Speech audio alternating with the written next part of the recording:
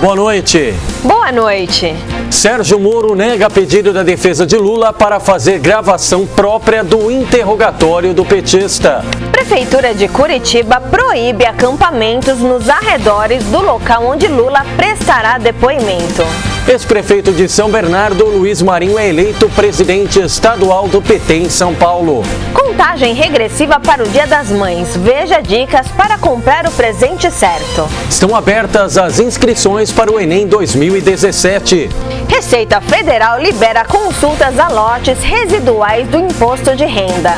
Em São Bernardo do Campo, motoristas de ônibus agora têm que usar gravata. Envie mensagem pelo WhatsApp, anote aí, 942429397. Hoje é segunda-feira, dia 8 de maio. O Grande ABC Notícias está começando.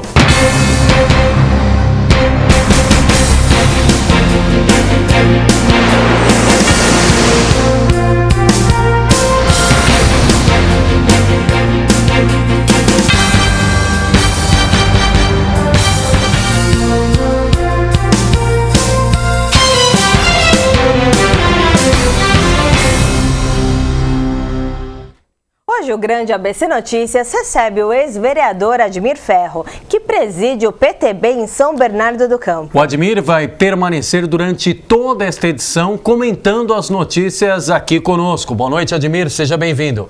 Boa noite, Leandro. Boa noite, Amanda. Satisfação enorme por estar aqui. Agradeço o convite e participar do Grande ABC Notícias. É uma satisfação e quero aproveitar para parabenizá-los pelo belíssimo programa. Seja muito bem-vindo. E começamos com os destaques nacionais. O juiz Sérgio Moro negou nesta segunda-feira o pedido da defesa do ex-presidente Luiz Inácio Lula da Silva para fazer uma gravação própria do interrogatório marcado para esta quarta-feira em Curitiba. Ele informou também que será feita uma gravação adicional com um ângulo mais amplo da sala de audiência. Os advogados de Lula pediram alterações na forma como será feita a gravação do depoimento, alegando que a prática vigente não permite um registro fiel de todo o ato processual e expõe uma imagem negativa do réu. A defesa também havia pedido para fazer um vídeo próprio como uma prerrogativa funcional do advogado. No despacho, o juiz federal afirmou que não há qualquer intenção de prejudicar o acusado ou sugerir a sua culpa com esse foco. Tanto assim que o depoimento das testemunhas que não sofrem qualquer acusação é registrado da mesma forma. Sérgio Moro ainda relatou que esse procedimento de gravar os depoimentos com o foco no depoente é adotado por toda a Justiça Federal da 4ª Região. Para o juiz federal, Lula e os advogados pretendem transformar um ato normal do processo, o interrogatório, oportunidade que o acusado tem para se defender, em um evento político partidário, tendo, por exemplo, convocado militantes partidários para manifestações de apoio ao ex-presidente na referida data e na cidade, Curitiba, capital paranaense, como se, além do interrogatório, algo fosse ocorrer. Segundo Moro, há um risco que o acusado e sua defesa pretendam igualmente gravar a audiência, não com a finalidade privada ou com propósitos compatíveis com os admitidos pelo processo, mas sim com um propósito político partidário. No final de semana, o juiz Sérgio Moro chegou a gravar um vídeo e divulgar na rede social, pedindo para que os apoiadores da Lava Jato não compareçam à agenda com Lula. Acompanhe. Prezados, aqui é o juiz Sérgio Moro. Estou usando a rede social para transmitir um recado. Não costumo fazer isso, mas vou fazer isso dessa vez. No próximo dia 10 vai ocorrer aqui em Curitiba o interrogatório do ex-presidente Luiz Inácio Lula da Silva. O interrogatório é uma oportunidade que o senhor ex-presidente vai ter para se defender, é um ato normal do processo, nada de diferente ao normal vai acontecer nessa data, apenas esse interrogatório. Eu tenho ouvido que muita gente que apoia a Operação Lava Jato pretende vir a Curitiba manifestar esse apoio, ou pessoas mesmo de Curitiba pretendem vir aqui manifestar esse apoio. Eu diria o seguinte, esse apoio sempre foi importante, mas nessa data ele não é necessário. Tudo que se quer evitar nessa data é alguma espécie de confusão e conflito, e acima de tudo, não quero que ninguém se machuque em eventual discussão ou conflito nessa data. Por isso a minha sugestão é: não venha, não precisa, deixe a Justiça fazer o seu trabalho, tudo vai ocorrer com normalidade e eu espero que todos compreendam. Uma boa noite a todos. Admir Ferro, você que também é advogado, o Sérgio Moro, por não ser uma das partes e sim o juiz, ele errou ao gravar esse vídeo? Não, acho que não, na medida que a publicidade do que acontece no país está previsto na Constituição, né? Então ele tem toda a liberdade de gravar, até porque, como já foi dito, o ex-presidente tenta fazer disso um ato político, né? E, na verdade, ele não tem que ter privilégios no interrogatório, uma vez que ele é um cidadão comum como qualquer outro.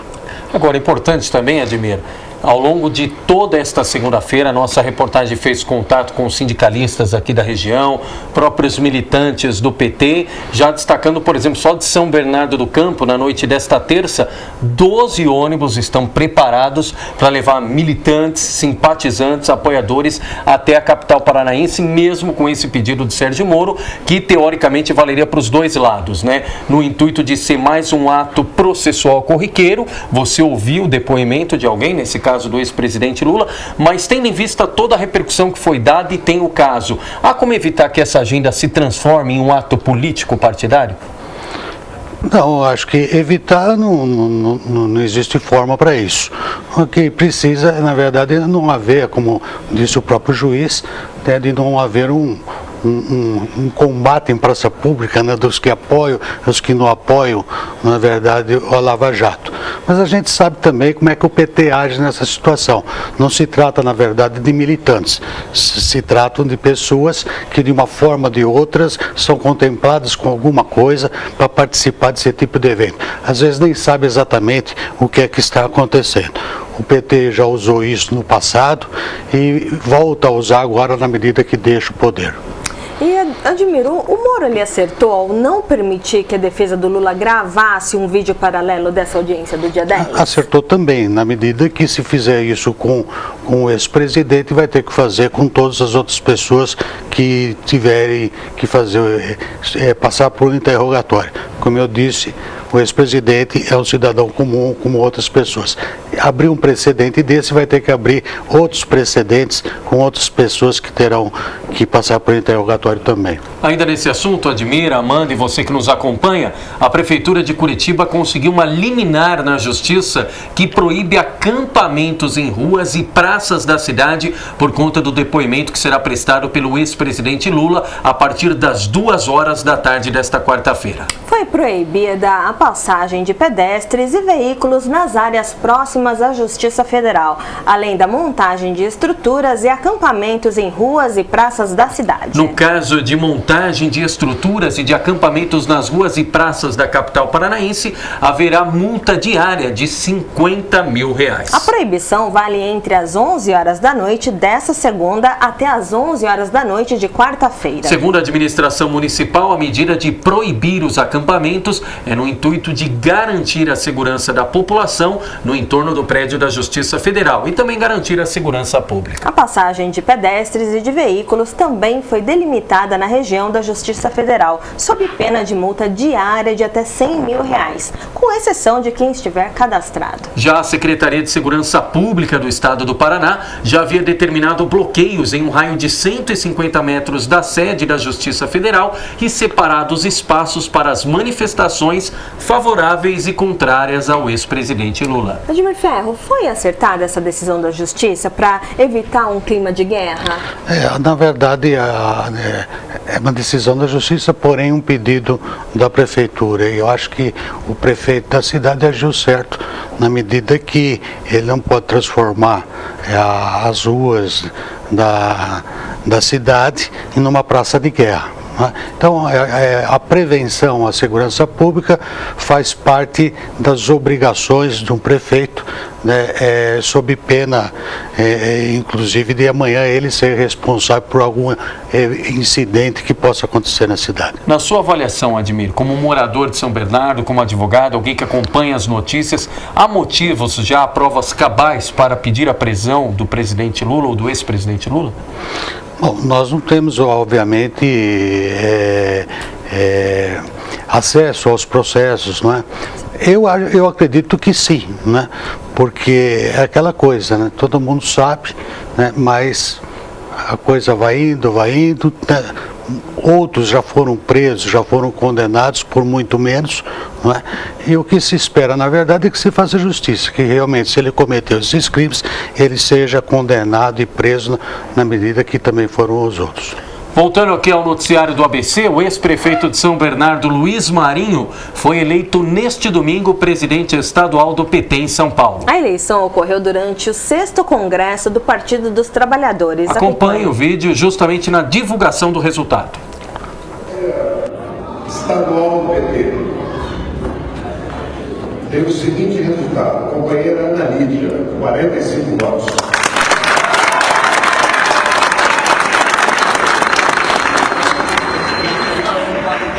Deputado João Paulo Rios, 132 votos.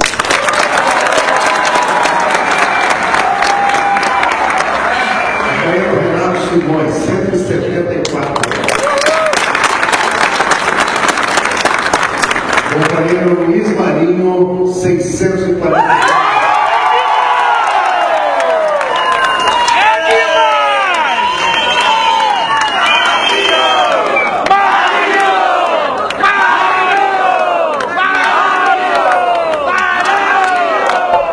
Luiz Marinho é sindicalista e foi ministro do Trabalho e também da Previdência durante a gestão do ex-presidente Lula. Ele também foi prefeito de São Bernardo por 2 gestões, entre 2009 e 2016. Na eleição municipal do ano passado, apoiou o então secretário de Serviços Urbanos, Tarcísio Séculi, para a sucessão. Porém, o seu candidato não foi nem para o segundo turno e a vitória ficou com o candidato do PSDB, Orlando Morato. O Dia das Mães se aproxima, será nesse domingo, e o consumidor precisa ficar atento nas compras de produtos têxteis. As alergias são apenas alguns dos problemas ocasionados por produtos inadequados. Por esse motivo, o IPEM desenvolveu conteúdo específico para alertar sobre os cuidados necessários na compra desses itens, que está disponível na internet. As informações contidas na etiqueta são fundamentais e precisam seguir critérios específicos. Devem conter as informações em português sobre o fabricante ou importador, incluindo o CNPJ e o país de origem. Para a composição têxtil, vale a pena também ressaltar, e o consumidor tem que ficar de olho, todos os tipos de filamentos utilizados para a produção da peça, tudo isso deve ser mencionado. Além disso, também é necessário identificar a composição têxtil, o tamanho, os símbolos de cuidados com a conservação e a indicação percentual de cada um deles. É bom lembrar também que é proibido o uso dos nomes das marcas comerciais ou então a citação em inglês. A falta das informações pode levar à autuação e multa de toda a cadeia produtiva. As multas relacionadas aos artigos têxteis podem variar de R$ 793 até R$ 20 mil e dobrar em casos de reincidência. As empresas autuadas têm 10 dias para apresentar defesa ao órgão. Mais prestação de serviços, dessa vez aos estudantes. Em atenção, as inscrições para o Enem, o Exame Nacional do Ensino Médio deste ano, começaram na manhã desta segunda e seguem até às 11h59 da noite do próximo dia 19 de maio pelo site do Enem. A prova será realizada em 2 domingos consecutivos, nos dias 5 e 12 de novembro. No primeiro domingo, os estudantes farão provas de ciências humanas, linguagens e redação.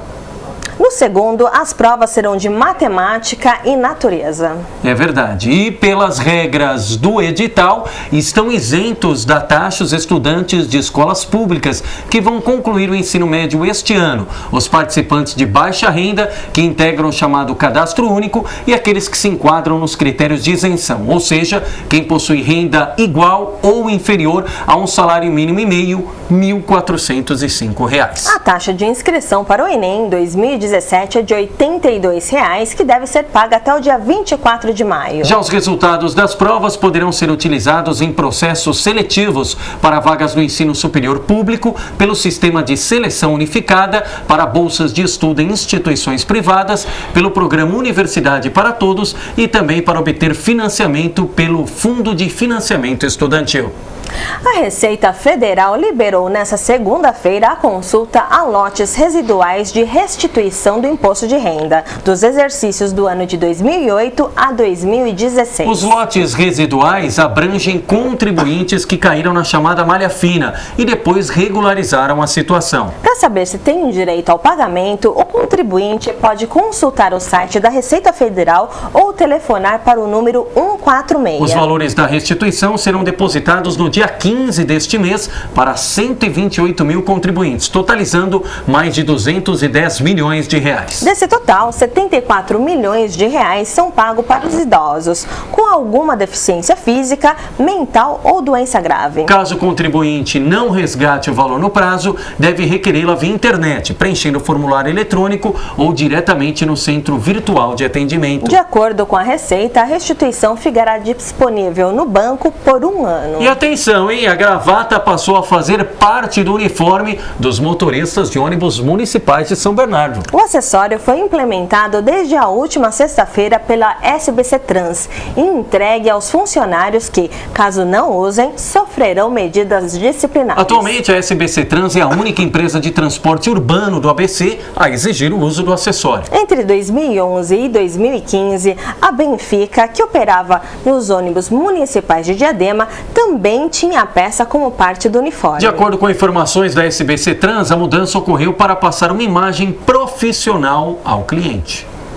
A conclusão do processo de urbanização do Jardim Oratório e da área do Chafique Macuco, no Jardim Zaira, em Mauá, segue longe de se tornar realidade, embora seja promessa antiga. Na semana passada, a Prefeitura prorrogou pela 6ª vez o prazo para finalizar o projeto executivo de urbanização dos assentamentos precários, elaborado pela Geométrica Engenharia de Projetos desde 2014. Embora o contrato inicial no valor de mais de R$1 milhão determinasse a entrega do documento em 1 ano, o material necessário para a execução das melhorias estruturais de pelo menos 11 mil famílias ficará pronto em abril de 2018. E voltamos a falar de trânsito e depois vamos querer o comentário do Admir Ferro também, com a experiência parlamentar e como morador aqui da região. Com o objetivo de reduzir pela metade o número de vítimas no trânsito por meio do programa da ONU até 2020, as cidades do Grande ABC divulgaram planos e ações que visam educar a sociedade sobre a importância da direção consciente e o respeito no trânsito. As ações e as preocupações com o tema fazem parte da campanha Movimento Maio Amarelo. Para se ter uma ideia, segundo dados do Detran de São Paulo, somente nos últimos 11 anos, o Grande ABC viu a frota praticamente dobrar, com alto incremento de 72%. Enquanto em 2005, 7 municípios do ABC totalizavam 1 milhão de veículos, no ano passado esse número saltou para a casa de quase 2 milhões. Por motivos como a alta circulação e a falta de atenção de motoristas, as campanhas surgem com o sentido de alertar e também orientar sobre medidas preventivas. A violência no trânsito fez 18 vítimas em março na região, número 63% maior do que registrado no mesmo período no ano passado, quando foram contabilizados 11 óbitos. Os dados integram um relatório mensal chamado InfoSiga, que é o sistema de informações gerenciais de acidentes de trânsito em todo o estado de São Paulo. Hoje em dia, Leandro, o trânsito mata mais do que os homicídios em São Paulo. Para você ter uma ideia, Amanda, no ano passado o estado registrou taxa de 8,1 homicídios a cada 100 mil habitantes. Os acidentes de trânsito somaram 13 óbitos na mesma comparação. Cerca de 94% das mortes no trânsito em nível estadual são motivadas por ações de risco, como alta velocidade e imprudência, ausência do uso de cinto, bebida ao volante, celular e travessia em locais proibidos. Admiro, o trânsito no ABC ainda é um desafio? Eu acho que é, Na verdade, não só o ABC, como toda a região metropolitana, todas as grandes cidades sofrem com isso. E trafegar em São Bernardo está praticamente impossível, principalmente no horário do almoço. Mas, na verdade, São Bernardo também tem um agravante, né? Que, na verdade, temos ali muitas obras paradas, né? Uma obra só numa cidade já causa um reflexo insustentável no trânsito. Ainda que tivemos a liberação da Alameda Glória agora, recentemente, mas, mas temos muitas obras ainda inacabadas, né? E isso, na verdade, até acaba refletindo em toda a cidade. E o problema regional também, né, Admir? Tem um problema na Piraporinha, em Diadema, influi em todo o trânsito de São Bernardo. Toda a região, é óbvio. Na São Bernardo, eu acho que ainda concentra o maior número de automóveis parados em horas de pico. Você não consegue entrar ou sair da cidade. E aquela ponte em frente à Scania, aquilo não vai ficar pronto nunca? Então, na verdade é isso. Um agravante maior ainda que sofre São Bernardo é porque ela é cortada por duas rodovias, né? Que é Imigrantes e Anchieta. E isso também nos trevos, né? Causam também problemas sérios. O que precisaria novamente, isso foi feito lá no governo do Maurício Soares em 97, 98, no governo onde o Maurício foi prefeito pelo PSDB, foram reformados em convênio com o governo do estado todos os trevos da Via Anchieta. Só que saturou. Na verdade, precisaria rever também esses trevos da Anchieta. Bom, Admir, politicamente falando, o Admir foi candidato a vice na eleição passada, na chapa de Alex Manente, disputou o segundo turno contra Orlando Morando e o Admir, além de ex-vereador, preside o PTB de São Bernardo. Primeiro, o Admir continua no PTB, Admir? Continua no PTB, presidindo a comissão provisória do PTB municipal. E o senhor pretende ser candidato a deputado agora em 18? Estamos estudando a possibilidade, não é? Talvez disputar aí uma vaga na Assembleia Legislativa do Estado, é a nossa intenção. E o PTB na região do ABC? O senhor tem falado com o deputado Campos Machado, com os outros dirigentes do partido aqui na região. Qual que é o objetivo do PTB na região do ABC, Admir? O PTB foi o partido que mais cresceu nas eleições municipais, agora no estado todo. Né? E o PTB também tem uma tradição aqui na região. Acho que talvez o PTB, depois do MDB, depois do PT, talvez tenha sido o partido que mais elegeu prefeitos aqui na região. É um partido simpático aos eleitores da região. O PTB tem que estar na frente. Eu acredito que o PTB tenha que ter candidatos à Assembleia Legislativa em todos os municípios, ou na maioria dos municípios da região, e alguns candidatos a deputados federais. Acredito então, que... se for ser candidato, é a deputado estadual, Admir? Não necessariamente, mas é óbvio que a Assembleia é o que me agrada mais no momento. E como é que o senhor avalia esse início de gestão do prefeito Orlando Morando? Eu torço muito pelo Orlando, né? Muita gente acha que eu sou inimigo do Orlando, eu não sou inimigo do Orlando. O senhor não saiu do PSDB por conta que ele foi candidato a prefeito? Muito pelo contrário, né? Na verdade, o PTB, o Orlando veio para o PSDB na época que eu presidia o PSDB municipal. Trabalhei por Orlando para deputado estadual em uma eleição, trabalhei para ele em 2008, na verdade eu era presidente também, na época que o PSDB deu a legenda para que ele pudesse competir na eleição de 2008. Mas, na verdade, como ele não disputou em 2012, o PSDB fez uma coligação com Alex Manente pelo PPS, não é? Tivemos mais de 30% dos votos, portanto uma votação boa, e nós queríamos repetir essa dobrada na eleição do ano passado. Isso não seria possível uma vez que o Orlando insistiu em ser candidato a prefeito. Para também não atrapalhar a candidatura dele, eu preferi sair do PSDB e formar a dupla novamente com o deputado Alex Manente. Mas em nenhum momento se imaginava, por exemplo, de que os dois estariam no segundo turno. O que nós esperávamos é que um ou outro recebesse o apoio no segundo turno numa eventual disputa com o PT. Isso acabou não acontecendo. Foram os dois para o segundo turno, e o segundo turno sempre, na verdade, deixa mais marcas, não é? Mas eu torço para o Orlando fazer um bom governo. Acho que é cedo ainda para fazer uma análise mais profunda do que pode ser o governo dele. Nesses 100 primeiros dias a gente consegue enxergar acertos, mas também consegue enxergar alguns equívocos em alguns atos praticados, mas acho que está tudo dentro da normalidade do início de governo. Agora, a gente sabe que é um período bastante curto, Admir, para fazer qualquer tipo de avaliação, e a gente fala muito que é o período ainda de lua de mel, né? Recentemente completou aí os 100 dias, uma marca emblemática, simbólica de todo e qualquer governo. Mas se a chapa Alex Admir tivesse ganho, o que poderia ter feito diferente já nesse início de gestão? Algumas diretrizes dadas pelo atual governo, na sua avaliação, seriam diferentes no governo Alex Admir? Primeiro que, na verdade, o grupo que apoiou o Orlando e o grupo que nos apoiaram, na verdade, no passado já estiveram juntos. Eu imagino que o prefeito eleito deveria unir todas as lideranças políticas para resgatar a cidade. Resgatar os serviços públicos que já foram bons, já foram ótimos, e modernizar naquilo que for possível, né?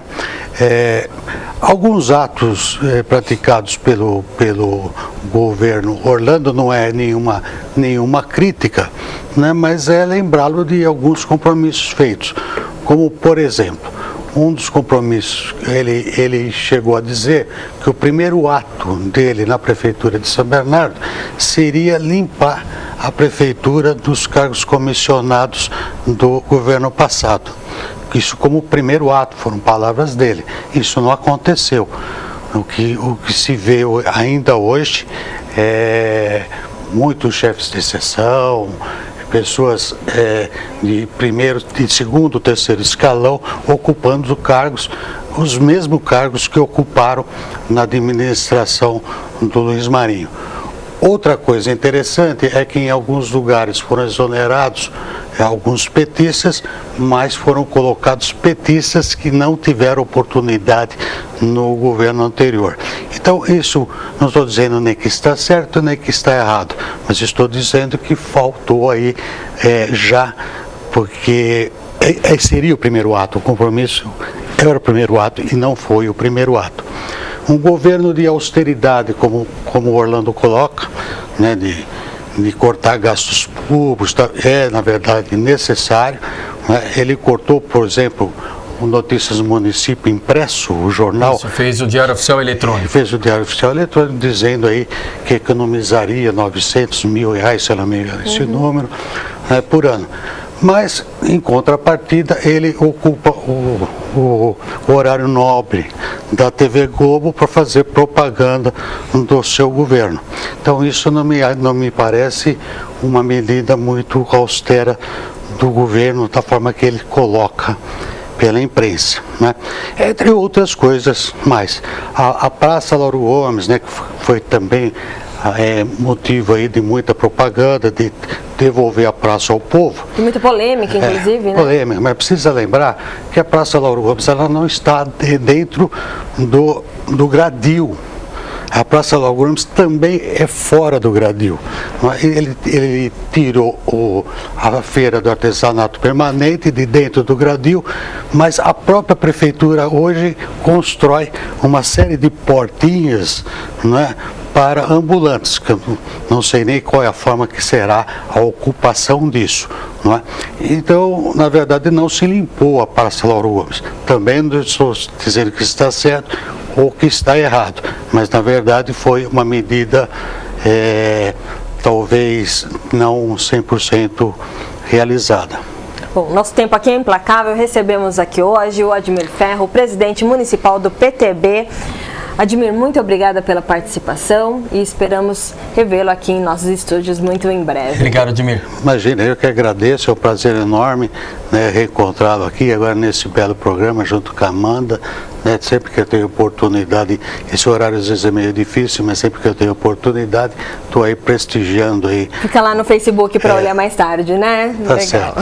Obrigado, Admir. Obrigado. E agora, Leandro, vamos falar de esporte. Com muita alegria, porque o São Caetano, que já havia conquistado o acesso à elite do Paulistão, agora levantou o caneco, não é mesmo, Luciano? Boa noite.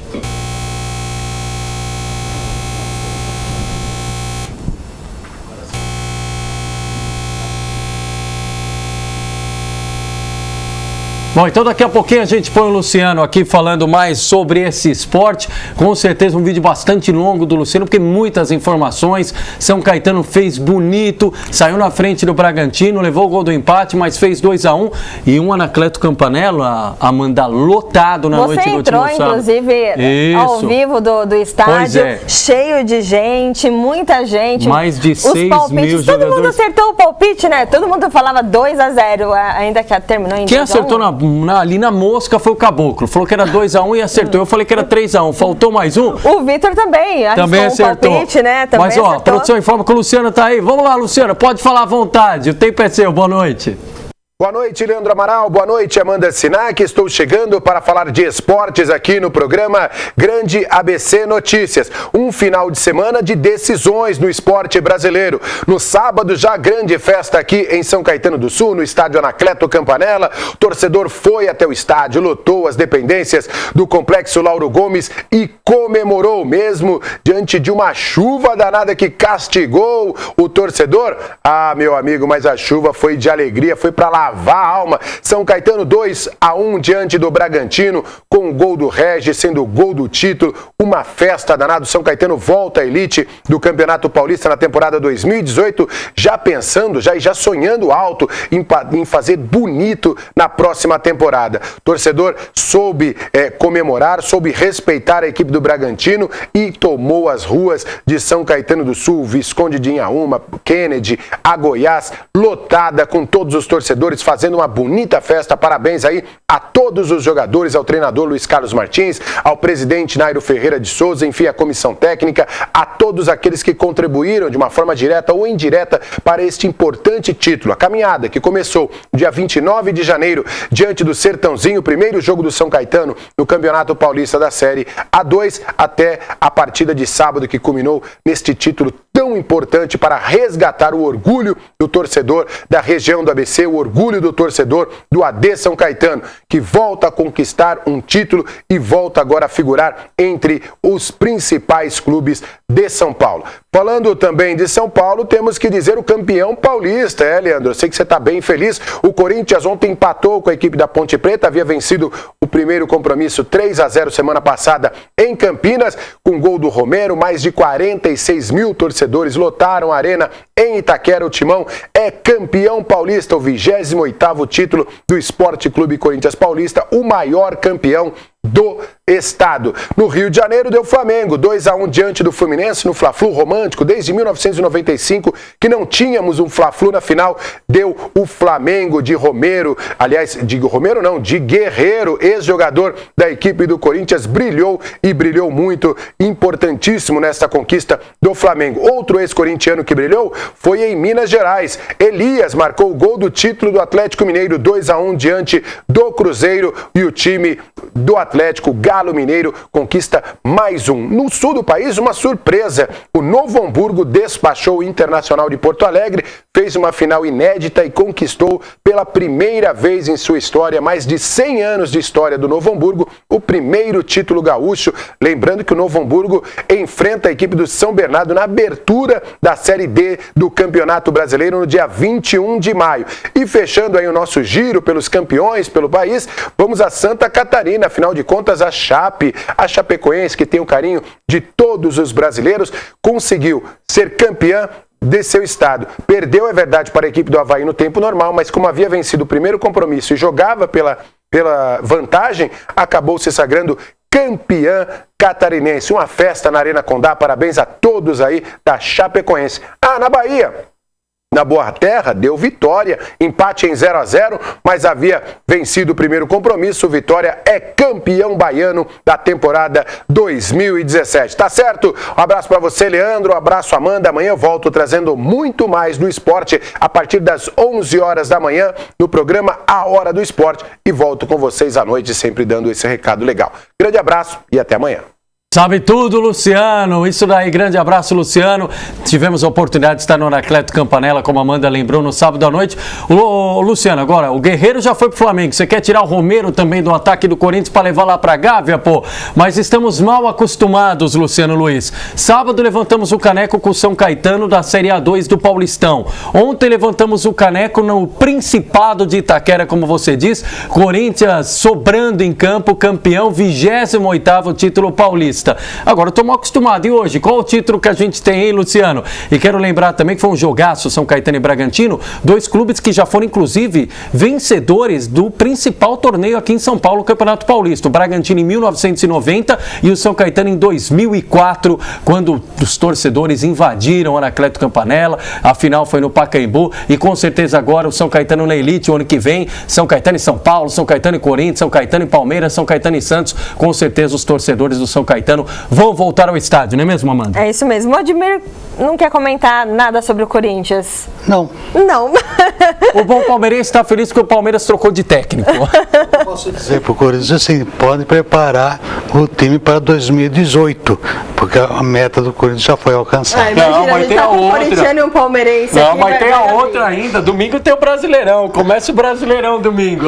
Muito bom. Vamos ao intervalo e na volta todas as informações da reforma trabalhista e previdenciária com o deputado federal Arnaldo Faria de Sá. Até já. Até já.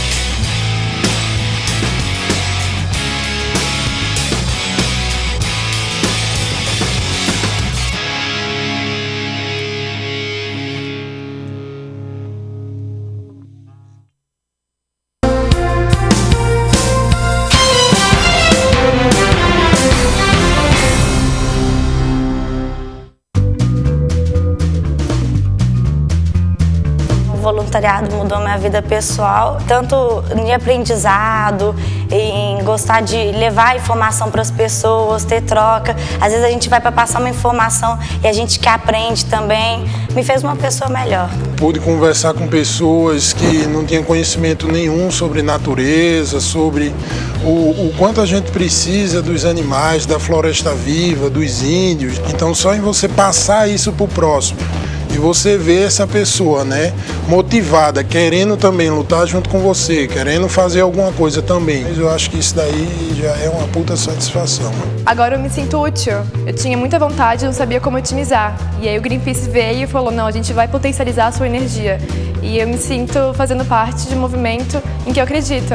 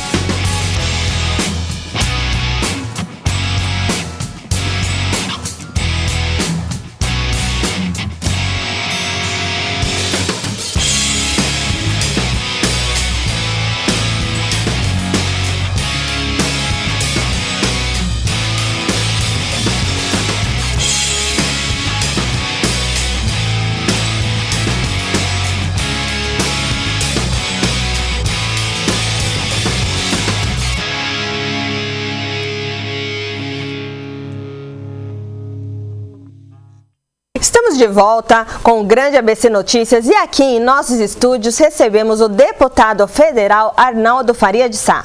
Contato toda semana com ele, deputado, e uma semana para lá de ajeitada. Boa noite. Boa noite. Agitada mesmo. A confusão de quarta-feira na votação da reforma da Previdência, pega para capar. O que aconteceu, deputado? As imagens surpreenderam, chocaram muita gente, mas o senhor que esteve lá acompanhando de perto, em loco, o que aconteceu? No início da discussão do relatório, o relator Arthur Maia disse que os agentes penitenciários era uma atividade de risco.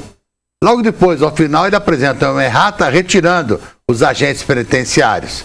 Depois da confusão toda da terça-feira no Ministério da Justiça, ficou acertado que os agentes penitenciários e os socioeducativos viriam para o relatório. Realmente aconteceu isso.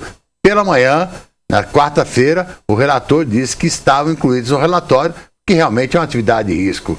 Viver o dia inteiro no combate com a marginalidade, naquele dia a dia, muitos deles reféns de qualquer rebelião, realmente é uma atividade de risco.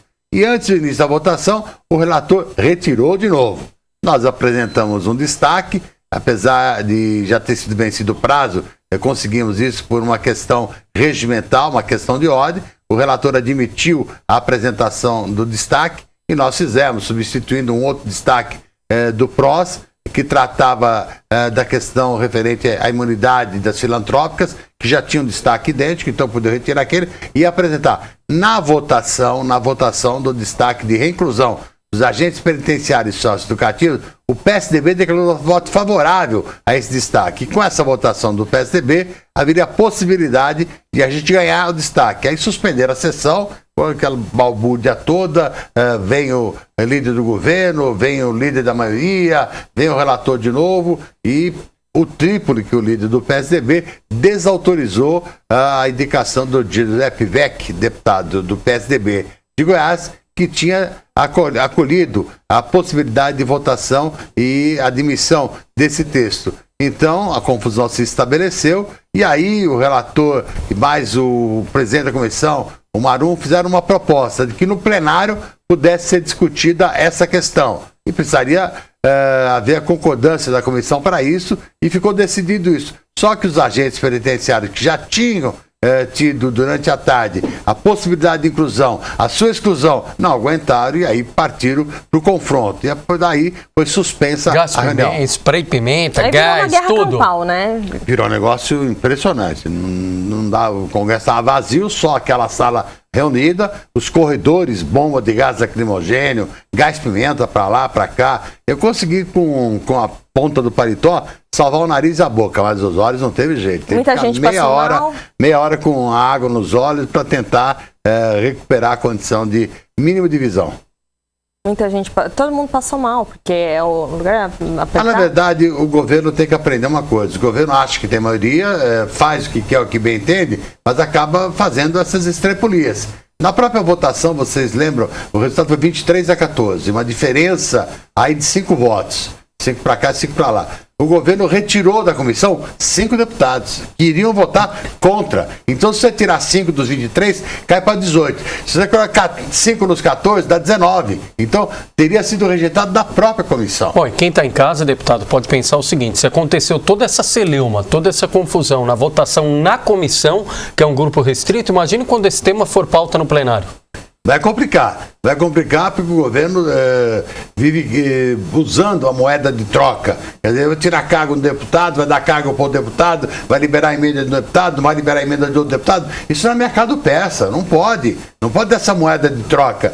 Todo mundo viu que durante a semana, tanto na terça-feira quanto na quarta-feira, saíram listas do Diário Oficial exonerando indicações de cargos de deputados. Não pode ser assim. Isso não é uma ação de governo, é equivocado. Quer dizer, na verdade, estão fazendo o jogo do mercado financeiro. O mercado financeiro quer essa reforma a qualquer preço, qualquer coisa. As emendas todas foram feitas por CNI, CNC, CNT, Confederação Nacional da Indústria, Confederação do Comércio, Confederação Nacional dos Transportes e Fiesp da vida. Então, na verdade, não pode você ter um lado só. Você tem que ter os dois lados.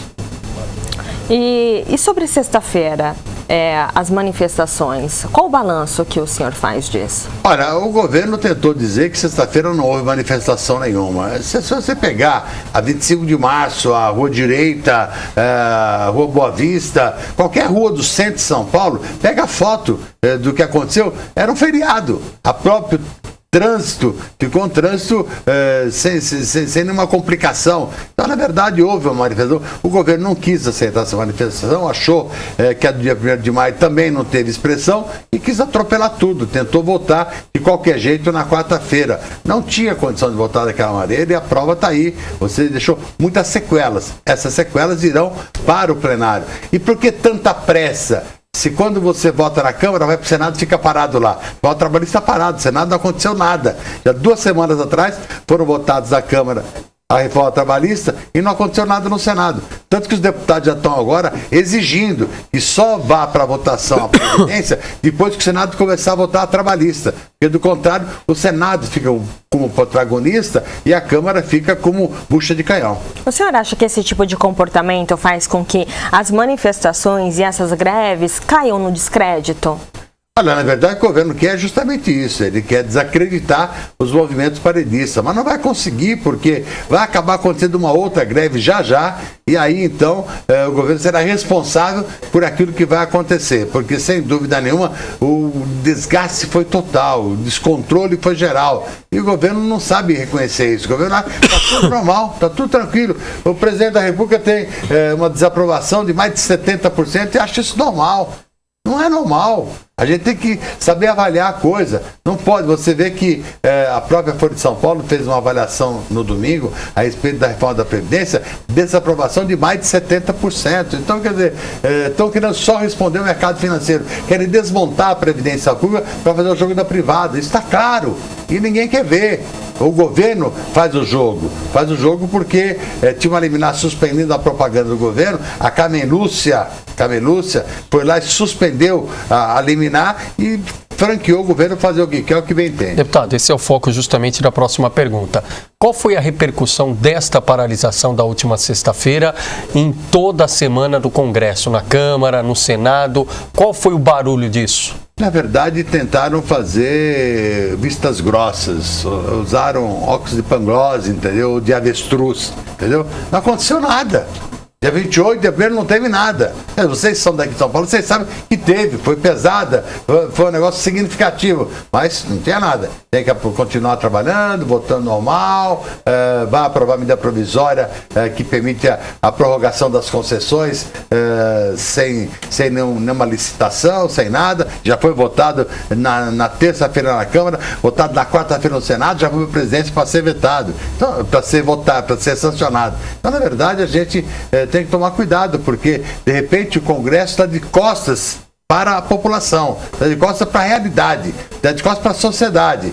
E, de repente, parece que está tudo normal. E o governo vive aplaudindo todo mundo. E foi a primeira de muitas com esse teor e com essa magnitude? Serão outras também, lamentavelmente, porque o presidente da Câmara virou o líder do governo dentro da Câmara. O Rodrigo Maia é o líder do governo. Ele faz o que o governo quer. Faz a pauta do Executivo dentro do Legislativo. Não, o Executivo faz a pauta dentro da Câmara. É a pauta que o governo quer. Vai votar essa provisória, o negócio do Rio de Janeiro vai ficar para a semana que vem. Não, a outra medida provisória volta só na segunda semana. Agora termina de votação na comissão e começa a colocar na pauta da Câmara a reforma da Previdência, mesmo sem o Senado iniciar a votação da reforma trabalhista. De repente, a Câmara ficou um jogo de ninguém. Não pode ser dessa forma, um jogo de moeda de troca. Tira o seu cargo aqui, não é mais teu, dá esse cargo para Amanda. O que é isso? Acabou. Não pode ser dessa forma. Toma lá da cá. Toma lá da cá. Moeda de troca. Agora, o que o senhor acha sobre a soltura do Zé Dirceu? Olha, na verdade, eu acho que o Supremo se precipitou. Podia aguardar um pouquinho mais, aguardar a decisão do Tribunal Regional Federal da 4ª Região. Se for confirmada a sentença do Zé Dirceu, anula a decisão do Supremo, entendeu? Agora, a gente também tem. E quando que sai essa decisão? Não tem previsão. Não tem previsão e essa foi a alegação do Supremo. Porque ele está preso desde 2015. Exatamente. Que enquanto não houver a confirmação da sentença, não pode manter provisoriamente presa a pessoa que já está há quase 2 anos presos preventivamente. Então, quer dizer, é uma tática da polícia, do Ministério Público e da Justiça lá em Curitiba, desgastar a pessoa presa, forçar uma delação premiada e a partir daí mantê-lo preso preventivamente. O Supremo, e na verdade já tinha tido um alerta, você lembra que o Supremo iria discutir as alongadas prisões de Curitiba. Lembra disso? Foi o que acabou acontecendo e na verdade a população reagiu naturalmente, indignada com o que está acontecendo. Porque a corrupção não parou, a corrupção não deixou de existir, é todo dia corrupção. E olha, e o que o governo faz agora, não é corrupção também? Essa moeda de troca, se toma lá da cá, não é corrupção também? Fala-se muito sobre a soltura também de Eike Batista, né?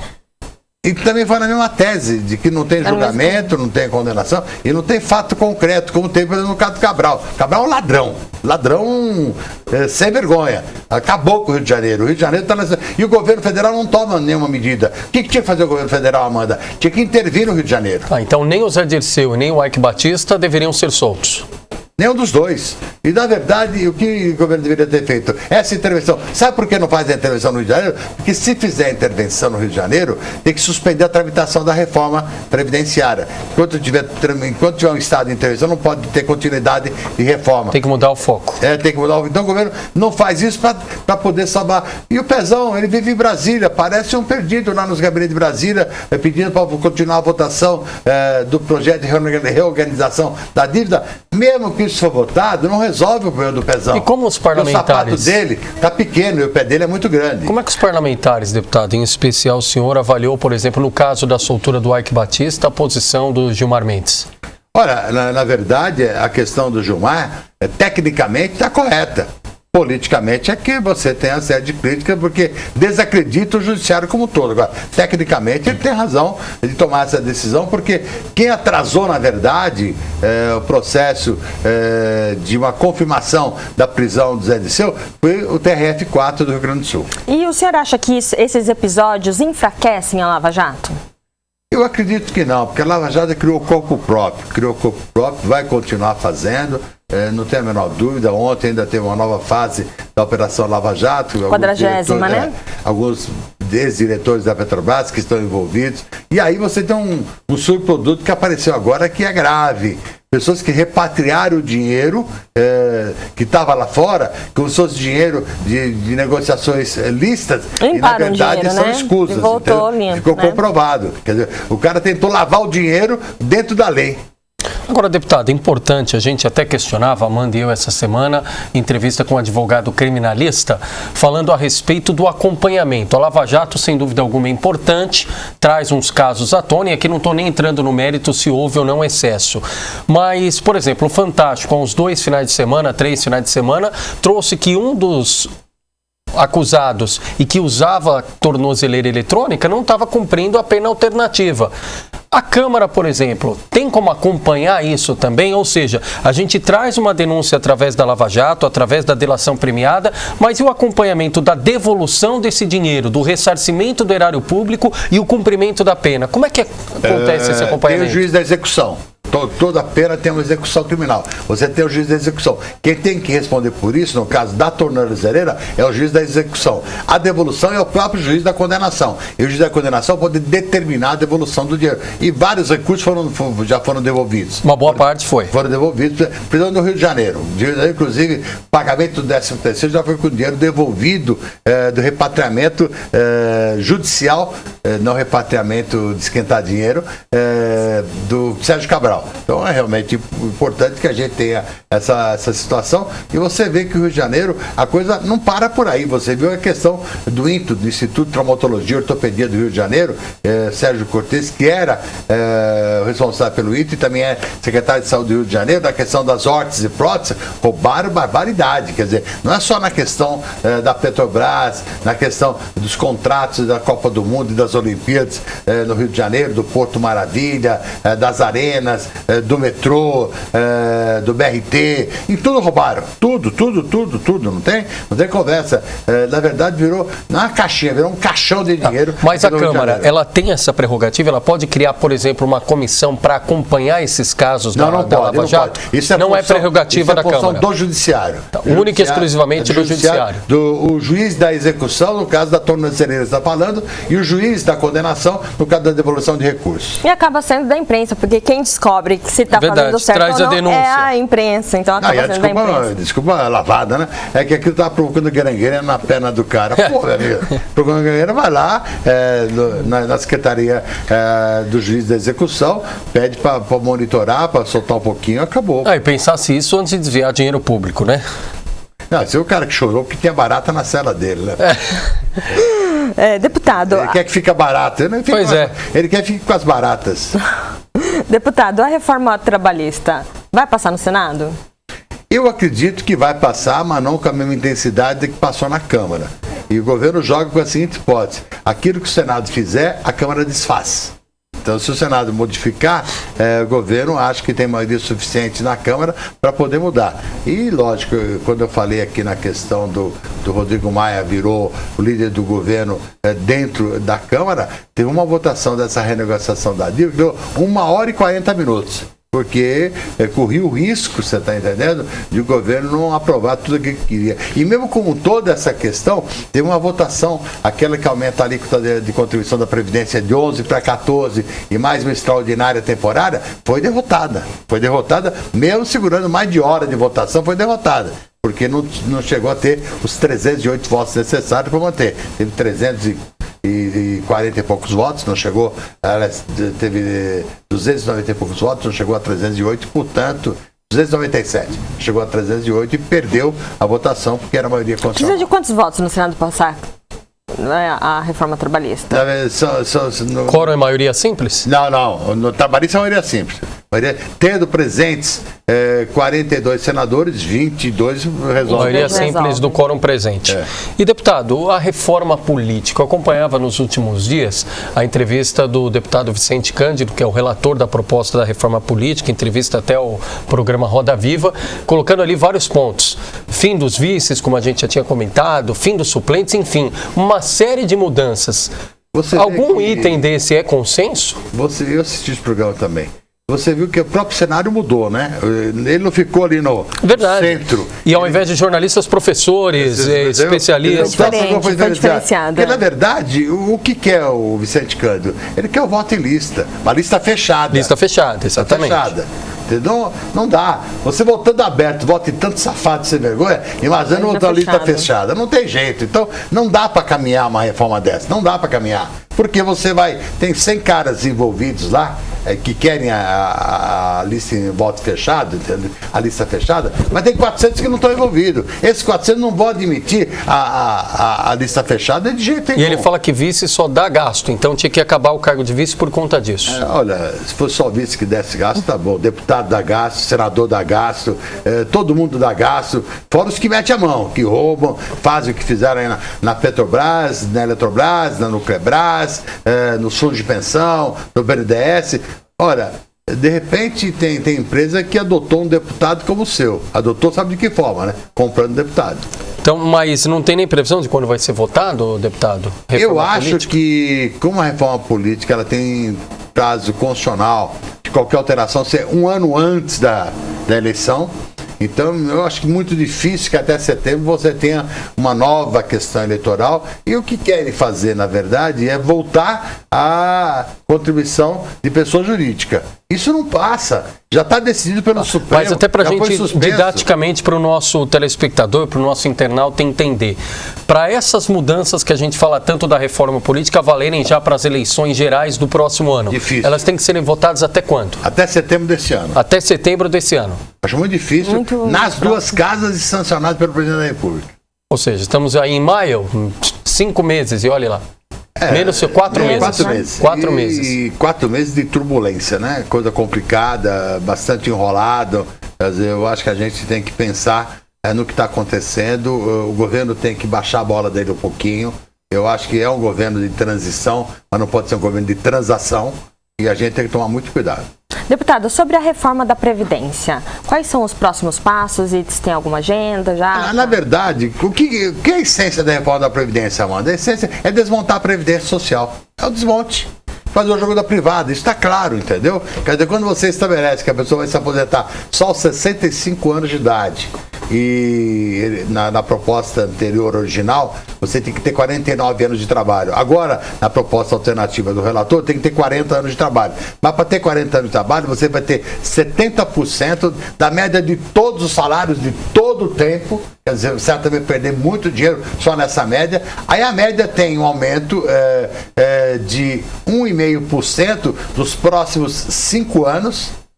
Depois, 2% nos 5 anos subsequentes e mais 5%, 2,5% nos outros 5 anos. É uma coisa complicadíssima.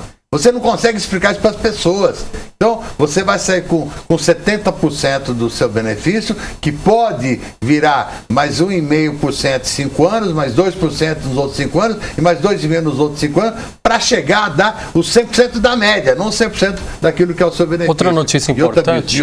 Pois não, deputado. E outra coisa absurda, a cumulatividade da pensão com a aposentadoria só pode ser até 2 salários mínimos. É um absurdo, desculpa. Não, deputado, a notícia também das últimas horas, o advogado José Roberto Batoque, o que defende Antônio Palocci, preso na Operação Lava Jato, recorreu da decisão do ministro Luiz Edson Fachin, que determinou, e a gente divulgou aqui no Grande ABC Notícias, o julgamento pelo plenário do STF do mérito do pedido de liberdade do ex-ministro da Fazenda e também da Casa Civil. O senhor acredita na soltura de Antônio Palocci? Olha, falando especificamente do recurso, aqui não cabe esse recurso não, porque a prerrogativa, segundo o regimento do Supremo Tribunal, é do relator. O relator é que pode dizer se o caso vai para a turma ou vai para o pleno. Então, eu acho que é um direito dele, Fachin, fazer isso. Como ele já foi derrotado aqui, no caso do Genu, no caso do Zé Dirceu, ele está indo para o pleno, porque ele acha que no pleno ele terá mais chances de manter a sua decisão liminar, que é negando a soltura do Palocci. Mas o senhor ainda aguarda a delação dele? O senhor ainda aguarda a delação do Palocci ou acha que não vai acontecer? Só não foi feita a delação porque ele não acertou honorários com o advogado, que tem que trocar de advogado, não pode ser mais o Batoque. Por que não pode ser mais o Batoque? O Batoque também é advogado dele e é advogado do Lula. Agora, a situação toda da Lava Jato, o que vai acontecer, o que não vai acontecer, não é a briga aqui no Supremo, não. É o depoimento do Lula agora dia 10, a próxima quarta-feira, lá em Curitiba. O senhor acha que vai parar Curitiba? Ali que vai ser o embate. Não é essa a menor dúvida, ali que você vai ter a situação. Porque essa questão do dinheiro do PT, ninguém acredita que o dinheiro do PT foi pro Lula. Mas quando você pega a questão do apartamento do Guarujá, o sítio de Atibaia, vira mais ou menos a Fiat Elba de Collor. Lembra dessa história? Verdade. Quer dizer, o que materializou a conta do Collor foi a Fiat Elba. E o que pode materializar a situação do Lula é o sítio de Atibaia ou o apartamento do Guarujá. Mas tem a estrutura montada para comportar uma agenda como essa?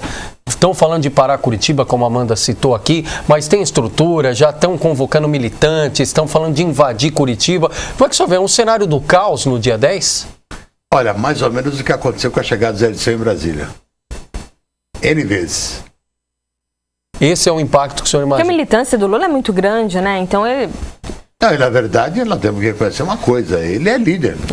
Você pode não concordar com ele, pode discordar dele, eu posso criticar o Lula pelo mensalão, mesmo com o mensalão ele se reelegeu, e naquela época eu estava nessa CPI do mensalão, nós queríamos ali já iniciar o processo de cassação do Lula, e quem não deixou foi o PSDB e o DEM, que queriam sangrar o Lula na eleição, e ele não sangrou. O Moro vai prender o Lula no dia 10? Eu acho que não vai prender. Não vai prender, mas vai condenar. Mas vai deixar inelegível. Ele vai condenar para buscar inelegibilidade. Porque a inelegibilidade não é a condenação do Moro, mas é a confirmação da condenação pelo tribunal. Se ele não ficar inelegível, você acha que ele vem forte para presidente? Se não ficar inelegível, você viu a inauguração do braço do São Francisco na Paraíba. O Temer esteve lá com todos os ministros e tal, foi uma festa pífia. Quando o Lula foi lá, virou uma festa de arromba. E, logicamente, ele com alguma habilidade arregaçou as calças, pisou na água, pegou o bonezinho de couro, benzeu todo mundo. O que ele sabe fazer muito bem feito, né? Então, na verdade, você tem... E outra, a própria vitória da Dilma em 2014 foi só por causa do Lula. Sem Lula, ela não teria ganho. E a própria última pesquisa da Datafolha confirma isso. Mostra o Lula liderando em todos os cenários, mas mostra também já uma guinada e a confirmação de segundo lugar ao Bolsonaro. Eu me lembro que logo depois do momento que a família do Eduardo Campos declarou apoio para o Aécio, quem revirou o jogo, porque ali o Aécio se consolidou, foi o Lula. E eu me lembro que ele fez 3 comícios ali na reta final. São Paulo, em Osasco, Minas, Belo Horizonte e Recife, Pernambuco. E ele fez por conta deles. A coordenação não quis liberar a estrutura para o Lula fazer os 3 comícios. Ele fez e virou o jogo. E foram os locais que definiram a eleição. É isso que eu estou falando. Tanto que Minas, não só o Aécio perdeu sendo de Minas, como glorificou a campanha do Pimentel. Exatamente. Pimentel ganhou no primeiro turno, lembra disso? Isso, e mesmo a Marina apoiando o Aécio no segundo turno, a Dilma também ganhou com o apoio do Lula. O apoio da Marina não teve peso, mas o apoio da família Campos para o Aécio teve um peso muito forte, entendeu? Né? E na verdade, aquilo que eu já tinha falado aqui, o Sérgio Guerra, que era o presidente do PSDB na época, hoje falecido, mas o Agripino Maia, o ACM Neto, o Eduardo Paes, que foi o prefeito do Rio de Janeiro, participar da CPI, acharam que não tinha que fazer nada com Lula, tinha que esperar a eleição. E ele deu a volta por cima, mesmo com o mensalão. Agora, aproveitando o gancho do Leandro falando sobre essa primeira pesquisa do Datafolha, que mostra que o primeiro nome mais lembrado é o do nome do Lula, o segundo mais lembrado é o do Bolsonaro. O que o senhor acha desse... Antes de responder, só quero lembrar de um detalhe que me apercebi agora. A reforma da Previdência do Lula só aconteceu por causa do mensalão. Lembra disso? Verdade. E ele fez a mesma coisa que o Michel Temer está fazendo agora. Ele tirou os deputados que eram contra a reforma da comissão. Tirou a mim, inclusive. Naquela época ele ainda tinha um acerto com o PTB, entendeu? Roberto Jefferson era o líder do PTB, ainda não tinha sido cassado. E ele me tirou da comissão a pedido do Lula. Para não votar. E você tem razão. O fato novo que está acontecendo na política hoje, o nome novo, não é Marina, depois do desgaste todo dos demais candidatos, o nome novo é o Bolsonaro. E ele está conseguindo com habilidade fazer isso. E ele vai mudar de partido, entendeu? É cavalo paraguaio? Olha, no atual momento não. Pode quebrar pata, mas... Ele tem uma grande penetração nas redes sociais, ele é muito forte nas redes sociais. E ele é de extrema direita, ele ocupa um vácuo deixado... Ele é mais competente na rede social do que o Dória. Então, ele ocupa um vácuo deixado pelo PSDB e por esses escândalos todos? Eu acho que vai aparecer uma figura do PSDB para ter esse espaço aí ser preservado. Porque eu acredito que quando... o juiz da Sexta Vara, Dr. João Batista, federal aqui em São Paulo, aceita a denúncia contra o cartel dos trens, entendeu? Vai acabar complicando mais ainda a seara do PSDB e você vai acabar tendo o Dória aí como um nome que pode despontar. Hoje, sem dúvida nenhuma, já é o candidato com maior prestígio ao governo de São Paulo, Dória. Ele está muito popular, né? E o bom dele é que a rejeição dele é muito pequena, então, diferente do Lula, né? Você percebe que tem um movimentozinho aí de lançar o Davi Wip candidato ao governo. Por quê? Porque o candidato natural era o Dória. O Dória, alçando a uma outra candidatura, fica um lugar vago. Esse vago está sendo ocupado pelo Davi Wip. E já estão falando de 2 nomes do ABC, o prefeito Orlando Morando e o prefeito Paulo Serra, que são as 2 cidades maiores aqui, uma das maiores do estado. Lógico, eu acho que isso faz parte do jogo todo. É o jogo político. Na verdade, no jogo político do governo do estado vai ser para o Davi Wip. Vai ser, não tenho a menor dúvida. Hoje pela manhã, em Atibaia, vi um encerramento do Congresso das Santas Casas Hospitais Beneficentes, que ele fez, eu estava lá presente, ele já desponta nessa condição. Ele já fala como se fosse... um pré-candidato. Diz que não. É igual Dória. Quando o cara diz que não... Quanto mais diz que não... Quem desdenha quer comprar, né? Deputado Arnaldo Faria de Sá, mais uma vez, obrigado pela gentileza da entrevista. Boa noite. Eu que agradeço, estou sempre às ordens, a alegria estar com você, Amanda, com você, Leandro, aqui na Grande ABC, junto com vocês. Muito obrigada, deputado Leandro, e uma boa noite a todos. Boa noite.